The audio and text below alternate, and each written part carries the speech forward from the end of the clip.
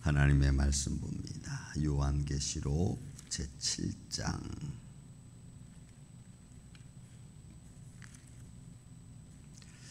5절부터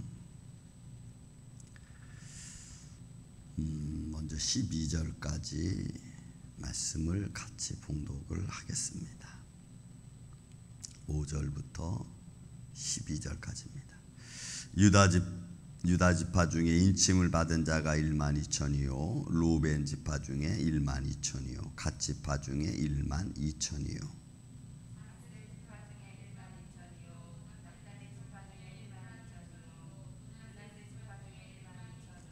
시므온 지파 중에 12,000이요 레위 지파 중에 12,000이요 이사갈 지파 중에 12,000이요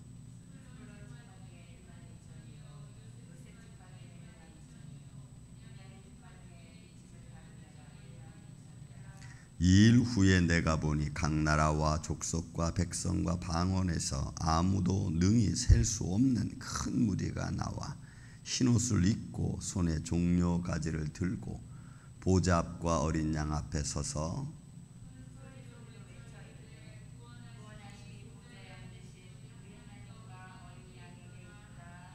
모든 천사가 보좌와 장로들과 네 생물의 주위에 서 있다가 보좌 앞에 엎드려 얼굴을 대고 하나님께 경배하여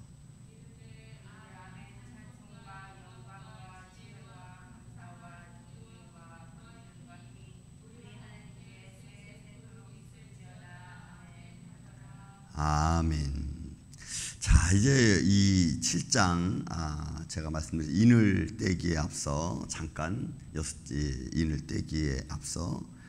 인을 떼기에 앞서 잠깐 삽입된 말씀처럼 되어져 있는데 인친 것과 14만 4천 명에 대한 거라고 말씀드렸습니다.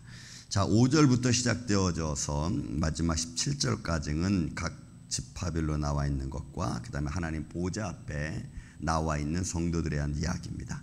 한번 말씀 보겠습니다. 5절부터 시작해서 6절, 7절, 8절까지는 12,000에서 14만 4천을 지금 이야기하죠. 그런데 그 지파 중에서 우리가 좀 유심히 봐야 될 것들이 있습니다. 루벤 지파는 장자인데도 불구하고 유다 지파가 먼저 나오고 다음에 루벤 지파가 나오게 되죠. 여러분, 성경의 기록이 그냥 무작위로 되어진 것은 절대로 아닙니다. 성경은 성령의 감동으로 된 것이라고 우리가 말씀을 읽었죠. 디모데후서 3장 15절 16절에 하나님 말씀은 성령의 감동으로 된 것으로 교훈과 책망과 의를 교육하기에 유익하다고 했습니다.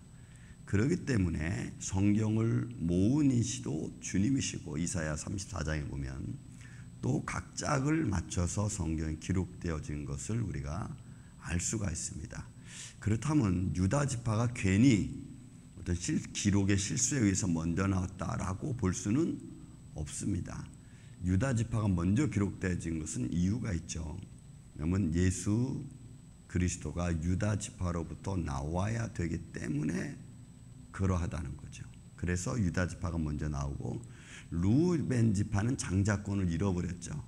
왜냐하면 야곱의 빌하를 범한 사건으로 인해서 좀 저주받는 그런 모습이 있어서 장자권을 잃어버리게 된 것을 우리가 볼 수가 있습니다. 그래서 우리가 주님 앞에서 성실한 모습을 보인다는 것, 믿음의 어떤 진보를 잃어버리지 않는다는 것은 굉장히 중요합니다. 내게 주어진 하나님의 촛대, 어떤 사역, 감당할 것들을 우리가 우리의 죄성으로 말미암아 잃어버릴 수도 있다는 것을 성경은 여러 곳에서 암시하고 있는 것을 볼 수가 있습니다. 그러므로 하나님이 내게 주어진 달란트, 재능 이런 것들을 힘들어도 꾸준히 감당하는 게 여러분 참 중요해요. 게으르고 무능하고 그리고 자기 어떤 상황만 맨날 그런 처지에 놓였다고 해서 우리가 자꾸 뒤로 물러가면 결국 내게 주어진 재능을 우리가 못할 확률이 훨씬 많아집니다. 그래서 하나님이 어떤 일이든지 내게 맡길 때에는 그것에 대해서 내가 믿음으로 담대히 감당하는 마음을 갖는 게 여러분 굉장히 중요하다는 걸 우리가 볼 수가 있습니다. 자, 그 다음에 또 하나 이 지파 중에서 12지파 중에서 단지파하고 에브라임 지파가 여러분 거기에 들어가 있지 않습니다. 왜 들어가지 않았는지는 사실 좀 그 근거를 찾기가 쉽지는 않습니다. 단지파 같은 경우에는 창세기 49장의 그 17절에 나와 있죠. 너의 머리는 뱀 같다라고 얘기했고, 그래서 마치 그 뱀이 얘기한 것이 앞으로 루시퍼 아니면 마지막 우상이 단지파에서 나오지 않느냐라는 이런 해석도 있는데 쉽지는 않습니다. 그리고 말탄 자의 말발굽을 물어서 말탄 자를 떨어지게 한다는 말을 창세기 49장 17절에 말하고 있으니까 그런 단지파의 모습이 그렇게 예언되어졌고, 그 다음에 또 하나는 사사기에 보면은 단지파가 그 자기의 지분을 얻는 데 있어서 우상을 하죠. 사사기 마지막 장에 보면은 미가에 가서 자기들의 지파를 향한 우상을 만들게 되는 그런 모습을 보게 됩니다. 그래서 사사기 18장에 나와 있는 단지파가 우상을 만들고, 또 창세기 49장에서는 단지파가 말탄 자의 말굽을 물어서 떨어뜨리게 하고 뱀과 같이 이런 모습들로 봐서는 단지파가 가지고 있는 의미는 뭘까 하는 것으로 많은 신학자들은 앞으로 장차 나타날 우상 이렇게 표현하기도 합니다. 어쨌든 성경적인 내용은 일단 그렇게 좀 보고, 에브라임 지파는 크게 나와 있지 않고 에브라임 지파 대신 요셉 지파가 나와 있죠.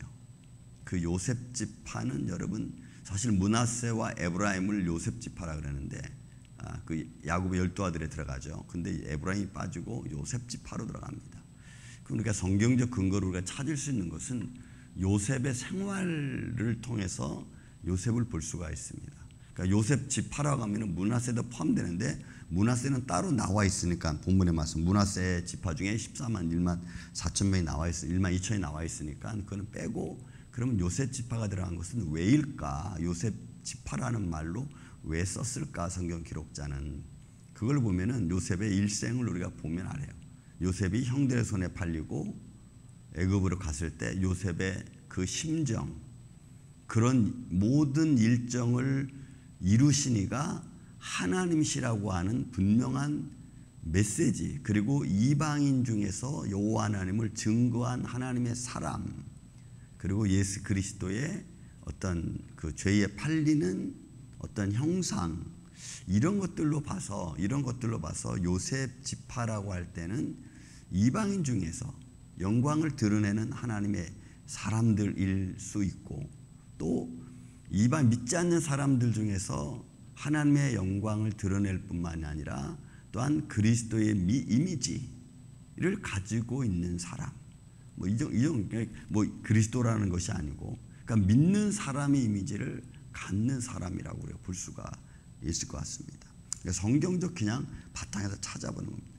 그 다음에 또 하나는 이 단지파 중에 레위 지파가 포함되었는데, 이 레위 지파는 원래 그 기업이 없죠. 하나님이 그들의 기업입니다. 그러면 왜 레위 지파를 여기에 놓았을까라고 우리가 볼 때, 그것도 역시 마찬가지로 성경적에서 레위 지파는 마침 마지막 말라기 3장에 말라기 참 그 2장에 등장을 합니다. 여러분 잠깐 우리 말라기 2장 한번 봅시다. 이 아침에 말라기 2장, 마태복음 바로 앞에 이제 막 구약 마지막이죠. 그 말라기 2장 4절 5절에 보면은 그 레위 지파의 언약에 대한 것이 등장을 합니다. 그래서 말라기 2장 4절과 5절을 보면 이렇게 돼 있어요.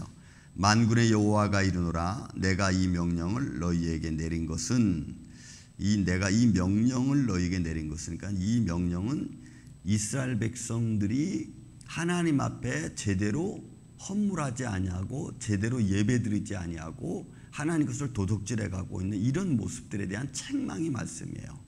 근데 이 명령을 내린 것은 내 레위와 세운 나의 언약이 항상 있게 하려 함인 줄 알라. 그러니까 레위와 맺은 언약은 그의 기업이니까, 내가 너희를 나의 기업으로 삼았다고 했으니까 내가 나는 너희의 기업이라고 말하니까 결국 이 레위 지파의 모습은 제사장적 직분이고 여호와 하나님 영원한 우리의 기업이 되는 지파라고 하는 것을 우리가 알 수가 있죠. 그리고 5절에 보니까 레위와 세운 나의 언약은 생명과 평강의 언약이라.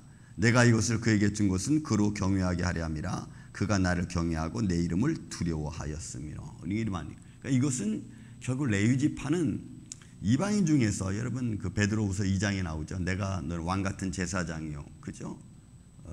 이런 이 제사장이라는 의미가 굉장히 중요해요. 왜냐하면 이방 사람들에게 예수님을 믿는 자들 가리켜 베드로는 뭐라고 말했냐면 왕 같은 제사장이라고 표현했거든요. 그러니까 제사장이라는 이름을 함부로 붙일 수 있는 이름이 아닙니다. 그러면 앞으로 하나님을 믿는 모든 백성들에 대한 이방인 중에서 믿는 하나님의 자녀들에 대해서 레위 지파의 언약이 성립되는 거죠. 성립된다고 볼 수가 있어요. 그래서 여기서 이제 뭐 1만 2천이 되니까 그 1만 2천이라는 수는 우리가 그냥 개수로 1만 2천이라고 말할 수는 없는 것 같아요. 이거는 너무 상징적인 수 같습니다. 그런 의미에서 레위 지파를 집어넣지 않았을까. 그러니까 12지파는 어떻게 보면 온 지구상에 있는 하나님의 믿는 자녀들을 향한 하나님이 계수한 수라고 우리가 볼 수가 있죠. 그래서 우리는 굳이 말한다면 레위 지파에 소속된 하나님의 자녀들이 아닐까 이렇게 봅니다. 그래서 여러분 이거 14만 4천 제가 그냥 말씀을 보면서 또 여러 가지 참고하면서 성경적으로 풀어보는 말씀 12지파의 모습입니다. 자, 2일 후에 내가 보니 각 나라와 족속과 백성과 방언에서 아무도 능히 셀 수 없는 큰 무리가 나와 흰옷을 입고 손에 종려가지를 가졌다.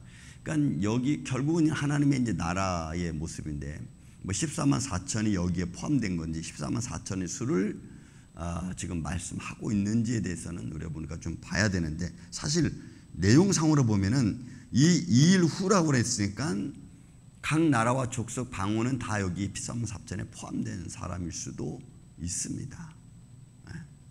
그러니까 그 사람들은 흰옷을 입고 여러분 흰옷은 늘 말했지만 예수 그리스도의 피로 이제 나중에 그것도 나오지만은 14절에 나오지만 어린 양의 피에 옷을 시게 한 옷입니다. 그리고 이 흰옷은 계시록 19장에 가면은 또 세마포 성도들의 옳은 행실이라고도 표현합니다. 그래서 흰옷이라는 의미가 결국은 어떤 자기 의보다는 하나님의 의로 덧입혀진 하나님의 의에 씻김 받은 자의 옷, 그런 모습이죠. 하나님의 영광으로 덧입혀진 옷, 뭐 이런 의미를 가지고 있는 겁니다. 그러니까 하나님을 찬양할 수 있는 자들의 모습이죠. 결국 그들이 종려나무 가지를 들고 보좌에 앉으신 어린 양 앞에 서서 어린 양을 찬양하고 보좌를 찬양하는 모습으로 되어져 있는 것입니다. 그러니까 여러분 이것은 우리가 상상으로 그려볼 수가 있는 거죠. 하나님 나라에 하나님 보좌가 있고 그 보좌를 찬양하는 하나님 나라의 어떤 특수성, 우리가 뭐 그림으로 표현하기 쉽지 않고 또 말로 묘사하기 쉽지 않은 하나님의 영광의 모습, 그 안에 수많은 사람들이 모여 하나님 보좌를 찬양하는 모습으로 되어집니다. 여러분 이런 말씀들이 세상 어느 학문에 이런 하나님 나라를 구체적으로 이렇게 파트지만 구체적으로 표현하고 있겠습니까? 그리고 그 소리의 찬양의 소리는 10절에 있는 말씀, 구원하심이 보좌에 앉으신 우리 하나님과 어린 양이 있도다. 그러니까 구원자이신 예수 그리스도 어린 양, 하나님의 구원 사역 여기에 다 포함되어 있죠. 모든 천사가 보좌와 장로들과 내생물 주위에 있다가 보좌 앞에 엎드려. 그러니까 온 하나님 나라의 모든 천사들이 그렇고 장로들이 그렇고 내생물도 그렇고 하나님 보좌가 전부이니까 거기에 엎드려서 영광과 존귀와 지혜, 찬양, 하나님께 세세토록 있을지어다 라고 찬양을 올리는. 그러니까 우리도 하나님 나라에 가서 결국 우리가 해야 될 일은 여러분 이겁니다. 찬양만 하고 있는 게 아니라 분명히 거기도 하나님 나라에도 우리에게 맡겨진 사역이 있을 겁니다. 여러분 우리에게 맡겨진 이 땅에서 각자의 삶에 살아가는 사역이 있듯이 분명히 하나님 나라에도 가면 각자가 해야 될 일들이 있을 거예요. 그러면서 그 일들 속에서 하나님을 찬양하는 것일 겁니다. 우리가 일상생활을 지내면서 거룩한 주일날 하나님 앞에 와서 예배드리는 것처럼 아마 거기도 우리에게 주어진 각자에게 주어진 일들이 있을 것이고 그 일들 속에서 하나님을 또 찬양하게 될 것입니다. 그러니까 이 땅에서의 삶은 하나님 나라의 그러니까 본연의 하나의 어떤 상징적인 모습인 것을 우리가 알 수가 있죠. 그런 것들로 이렇게 우리가 바라보면은 결국 하나님 나라와 이 세상의 삶이 죄로 덧입혀진 것 외에는 그렇게 다르지 않을 것 같아요. 저는 여러분들이 이런 믿음의 소망을, 하나님 나라의 믿음의 소망, 또 내가 하나님 나라에 가서 어떤 모습으로 있는지 잘 모르지만 어쨌든 여기서 내가 성실하게 믿음의 모습을 가지고 살아계신 하나님을 찬양하고 내게 주어진 인생의 삶을 성실하게 또 살아가면서 내 일들을 잘 감당해낼 수 있는 그런 믿음의 사람 되시기를 예수님의 이름으로 축원을 드립니다. 사랑과 은혜가